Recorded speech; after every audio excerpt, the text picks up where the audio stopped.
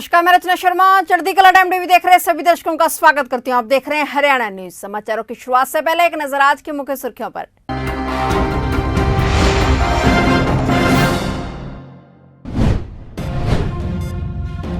गृह मंत्री विज ने अधिकारियों को दी चेतावनी, नेतागिरी करने वाले अधिकारियों को ड्यूटी की तरफ देना चाहिए ध्यान।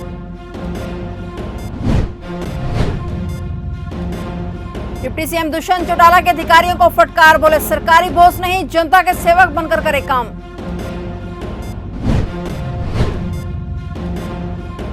हर तरफ मानसून ने मचाई तबाही, पंचकुला में घग्गर नदी में फंसे 2 बच्चे।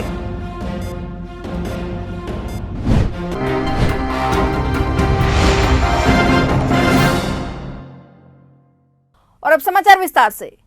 हरियाणा के गृह एवं स्वास्थ्य मंत्री अनिल विज ने हरियाणा के उन अधिकारियों को चेतावनी दी है जो हरियाणा के मुख्यमंत्री मनोहर लाल खट्टर व उन्हें अलग समझते हैं। विज ने कड़े तेवर अपनाते हुए कहा है कि मैं और मुख्यमंत्री अच्छे दोस्त हैं और यह गंदा खेल खेलने वाले अधिकारियों को इसका भारी खमियाजा भुगतना पड़ेगा। विज ने जारी एक बयान में कहा है कि माननीय मुख्यमंत्री जी को प्रसन्न करने के लिए कुछ अधिकारी उनके विभागीय कार्यों में इस प्रकार बाधा डाल रहे हैं मानो मैं और मुख्यमंत्री एक दूसरे के विरुद्ध हों। वे बहुत बुरी तरह गलत हैं। गृह मंत्री विज ने कहा कि यह गंदा खेल खेलकर नेतागिरी करने वाले अधिकारियों को अपनी ड्यूटी की तरफ ध्यान देना चाहिए। बता दें कि विज के इस बयान को राजनीतिक व प्रशासनिक व्यवस्था से जुड़े अधिकारियों के लिए सीधा और कड़ा संदेश माना जा रहा है। प्रदेश के सड़क एवं भवन निर्माण से जुड़े प्रोजेक्ट्स को लेकर उप मुख्यमंत्री दुष्यंत चौटाला ने अधिकारियों पर शिकंजा कस दिया है। डिप्टी सीएम ने लोक निर्माण के विभिन्न प्रोजेक्ट्स में देरी के लिए सीधे रूप से विभाग के आला अधिकारियों की जिम्मेदारी तय कर दी है। उन्होंने चेतावनी भरे लहजे में कहा है कि प्रदेश की जनता के लिए हरियाणा सरकार द्वारा लोक निर्माण के कार्यों में खर्च किए जाने वाले धन को लेकर किसी भी कीमत पर कोताही नहीं होनी चाहिए। अधिकारी यह सुनिश्चित कर लें कि ना तो सरकार द्वारा आवंटित धन के लिए खर्च करने में किसी प्रकार की लापरवाही होनी चाहिए और ना ही प्रोजेक्ट में जनता को समर्पित करने की तय अवधि में देरी हो। लोक निर्माण के अधिकारियों की बैठक में डिप्टी सीएम ने कहा कि यदि कोई प्रोजेक्ट प्रशासनिक स्तर पर लेट होता है तो उसके लिए संबंधित अधिकारी जिम्मेदार होंगे। प्रोजेक्ट को लटकाने वाले अधिकारियों के वेतन से इसकी वसूली की जाएगी। हर तरफ मानसून ने तबाही मचा रखी है, जिसके चलते पंचकुला में घग्गर नदी में 2 बच्चे फंसे होने की खबर सामने आई। इस मंजर का वीडियो भी वायरल हुआ। बता दें कि भारी बारिश के चलते घग्गर नदी उफान पर है, जिसके चलते पंचकुला के सेक्टर 27 में घग्गर नदी की धारा में 2 बच्चे फंस गए। ये दोनों बच्चे करीब आधे घंटे तक धारा में फंसे रहे। गनीमत यह रही कि स्थानीय लोगों की मदद से ये बच्चे बहने से बच गए। पंचकुला जिला उपायुक्त विनय प्रताप सिंह ने मामले में तुरंत संज्ञान लेते हुए घग्गर नदी के आसपास के क्षेत्र में पुलिस पीसीआर की गश्त बढ़वाई। जिला अंबाला के केसरी गांव में रह रही किन्नर समाज की शिवानी गुर्जर ने कहा कि कुछ सालों पहले उन्होंने ज्वालापुर उत्तराखंड से एक बच्ची को गोद लिया था, क्योंकि बच्ची के माता पिता उसके पालन पोषण करने में असमर्थ थे और उनकी आर्थिक स्थिति ठीक नहीं थी। शिवानी गुर्जर का सपना है कि वह इस बच्ची को पढ़ा लिखाकर उसे कामयाब बनाए। बच्ची का भी यही कहना है कि वह बड़ी होकर डॉक्टर बनना चाहती है और डॉक्टर बनकर लोगों की सेवा करना चाहती है। शिवानी गुर्जर ने कहा है कि अगर और भी कोई बच्ची ऐसी है जिसके माता पिता अपनी बच्ची का पालन पोषण नहीं कर सकते या बच्ची को पढ़ा लिखा नहीं सकते हैं तो वे उन बेटियों को भी गोद लेकर उनका भविष्य बनाना चाहती हैं और समाज सेवा करना चाहती हैं। मैं शिवानी गुर्जर डेरा गांव केसरी से हूं। मैं डेरा बना रखा अपना है और ये मेरे पास गुड़िया है। मैंने इसका एडमिशन करवाया है। मैंने 2 दिन की गुड़िया ली थी ज्वालापुर से उत्तराखंड से और मैं इसको अडॉप्ट किया है। अब मैं इसे पढ़ा रही लिखा रही हूँ, अपने पास ही गांव में रख रही हूँ, गांव केसरी में। और इसका एडमिशन भी मैंने गांव केसरी के ही स्कूल में किया है। और मैं चाहती हूँ कि अगर किसी को बेटियाँ नहीं अच्छी लगती तो बेटी मेरे को दे के जाओ। मैं बेटी अडॉप्ट करके अपने डेरे में रखूँगी, उनको पढ़ाऊँगी लिखाऊँगी, पर बेटी बचाओ बेटी पढ़ाओ। मैं तो यही जनता से अपील करती हूँ कि जैसे मेरे को बेटी दी है, 2 दिन का बच्चा मेरे को दिया था ये। अब मैं सोचती हूँ कि बेटियों की इतनी बेकदरी ना हो, मैं अपने बच्चों को अच्छे से पढ़ाऊँ लिखाऊँ। अगर मैंने पैदा नहीं किए तो पैदा होते बच्चे मैंने देखे हैं, पर मैंने पैदा करने से भी ज़्यादा मेरे को प्यार देते हैं। अपने सगे भी नहीं होते जितने सौतेले अपने होते हैं। और मेरे पास ये गुड़िया है, मैं अच्छे से इसे पढ़ाऊँगी लिखाऊँगी। और इस मेरी गुड़िया की चॉइस है, इसकी मेरी बेटी की सोच है कि मैं डॉक्टर बनूँ, मैं लोगों का इलाज करूँ। बोलो बेटा, क्या सोच है आपकी? मैं डॉक्टर बनूँगी और लोगों की क्या हेल्प करोगे आगे? मदद करूँगी। फरीदाबाद की नीम का जेल हुई पानी पानी, जेल में घुसा सीवर का गंदा पानी। जी हां, बता दें कि फरीदाबाद की नीम का जेल में फरीदाबाद के अलावा आसपास के जिले के कैदियों को रखा जाता है, लेकिन यहां रह रहे कैदियों के साथ साथ जेल में रहने वाले पुलिस कर्मियों को भी इस बरसात में भारी मुसीबतों का सामना करना पड़ रहा है, क्योंकि जेल के पास से गुजर रहा सीवर का गंदा पानी अब जेल में घुस रहा है, जिसके चलते यहां कैदियों के साथ साथ पुलिस कर्मियों को भी बड़ी दिक्कतें हो रही हैं। इतना ही नहीं, उन्हें तो यहाँ निकलने वाले सांप और बिच्छुओं का भी काफी खतरा है। ऐसे में जेल प्रशासन अब गुहार लगा रहा है कि जल्द से जल्द समस्या का समाधान कराया जाए, ताकि उन्हें इस समस्या से निजात मिल सके।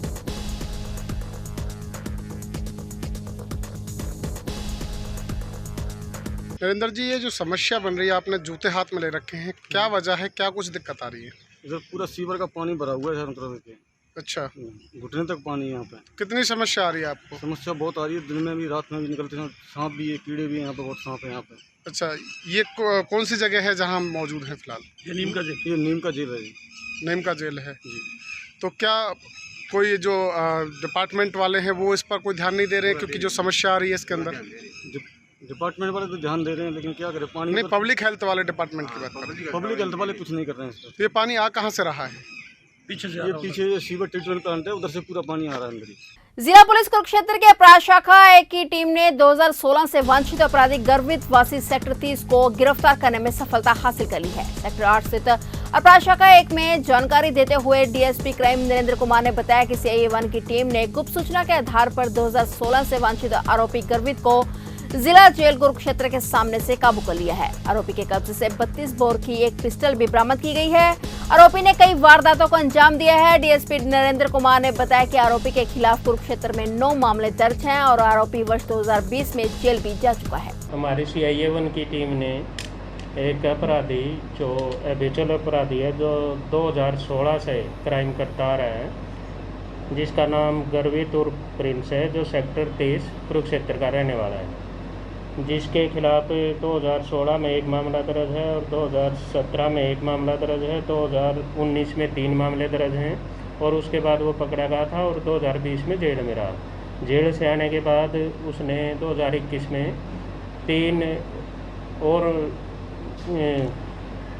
वारदात किए हैं, जिनमें वो आरोपी था। उसमें कल सीआईए 1 की टीम गश्त पे थी, तो गश्त के दौरान जेल के सामने गर्वित उर्फ प्रिंस अपनी गाड़ी में मिला, जिसको तलाशी लेने पर उसके पास से एक 32 बोर का पिस्टल बरामद हुआ, जिसके खिलाफ सदर थाना में मुकदमा दर्ज किया गया। 3 दिनों में लूटपाट और हत्या के प्रयास की 4 घटनाएं होने के विरोध में बल्लभगढ़ शहर के व्यापारी एकजुट नजर आए और व्यापारियों ने अपने व्यापारिक प्रतिष्ठानों को बंद कर इन घटनाओं का विरोध किया। बाद में डीसीपी क्राइम जयवीर राठी और एसीपी बल्लभगढ़ मौचीराम सहित कई पुलिस अधिकारी मौके पर पहुंचे तथा उन्होंने व्यापारियों को जल्द ही अपराधियों को गिरफ्तार किए जाने का आश्वासन देने के बाद मामले को शांत करवाया, लेकिन पुलिस के जवाब से व्यापारी जरा भी संतुष्ट नजर नहीं आए।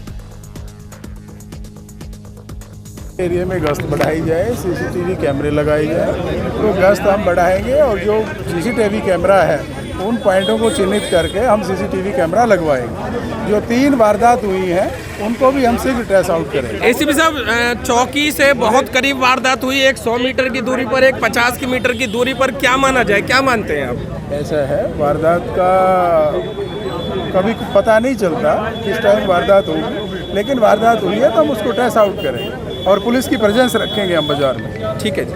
भैया, विचार इकट्ठे हुए हैं अपने हमारे खिलाफ, जो व्यापारियों के खिलाफ जो ये लूटपाट की घटनाएं हो रही हैं, इसके खिलाफ इससे त्रस्त होकर इकट्ठे हुए हैं, लेकिन हमें कोई भी आश्वासन नहीं मिला। एसीपी साहब आए, उन्होंने हमारे पॉइंट नोट किए, उन्होंने कहा मैं करता हूँ, मुझे रात को चार्ज मिला है, एसएचओ साहब को रात को चार्ज मिला है, तो अभी हम मामले से अवगत नहीं हैं, अभी तो पॉइंट नोट कर रहे हैं। हमें कोई आश्वासन नहीं मिला कि ऐसा हो जाएगा वैसा हो जाएगा।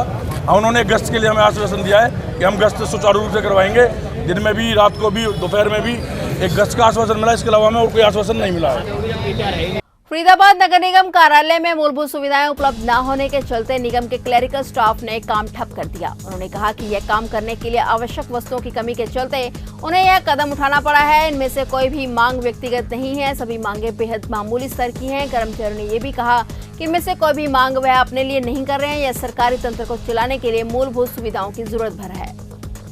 जननायक जनता पार्टी के जिलाध्यक्ष व प्रदेश प्रवक्ता भाग सिंह दमदमा ने मल्ला मोड़ से बरुण तक बन रही सड़क के कार्य का निरीक्षण किया और कौशले नदी पुल से ऊपर पिंजौर व हिमशिका की तरफ जो सड़क बन रही थी वह पानी के बहाव के कारण खराब हो गई थी, जिस पर तुरंत संज्ञान लेते हुए विभाग को वहां ब्लॉक लगाने के लिए कहा गया है। उन्होंने कहा कि यह सड़क रायतन क्षेत्र की जीवन रेखा है, हर हाल में इस सड़क को बहुत बढ़िया बनाया जाएगा। दमदमा ने कहा कि निर्माण में किसी तरह की कोई कोताही बर्दाश्त नहीं की जाएगी।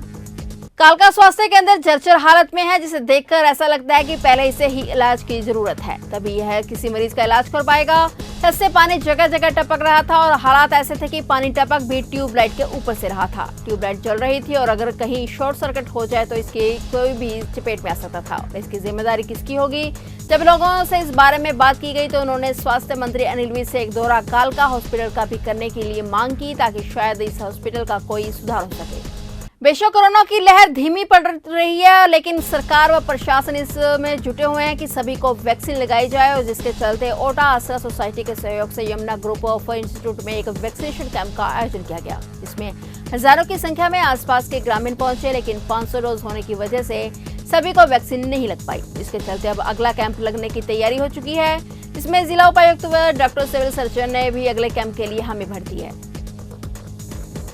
फरीदाबाद की बसेलवा कॉलोनी में रहने वाली करीब 18 वर्षीय मंदबुद्धि युवती अचानक घर से गायब हो गई। करीब 5 दिन बीत जाने के बाद भी युवती का कोई सुराग हाथ नहीं लगा है। घर से निकलते वक्त युवती के गली में लगे सीसीटीवी कैमरे में देखा गया, जिसके साथ एक युवक भी देखा जा रहा है। युवती के गायब होने से पूरे घर में सन्नाटा पसरा हुआ है।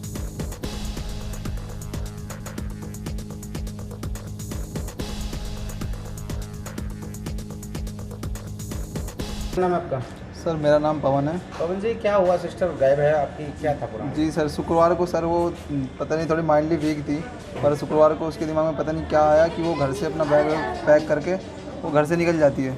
सर उसके बाद उसके 5 मिनट बाद मैं निकलता हूँ और उसको ढूंढता हूँ उसके पीछे ही, मतलब कैमरे में साफ नज़र आ रहा है कि मैं 5 मिनट उसके बाद निकला हूँ। पर सर मैं उसको बदरपुर बॉर्डर तक ढूंढता हूँ, पर वो मेरे को मिलती नहीं है।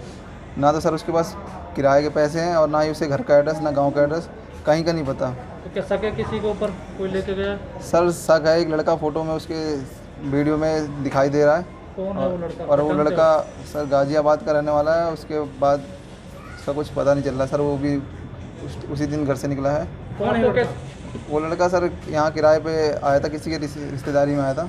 किसके यहाँ आया था? ऊपर कोई किराएदार रहता सर उसके। तो क्या उससे पूछताछ की? उससे पुलिस वालों ने पूछताछ करी, तो सर पुलिस वालों ने उसको बेकसूर साबित किया कि उस लड़के के पास ऐसा कुछ नहीं है।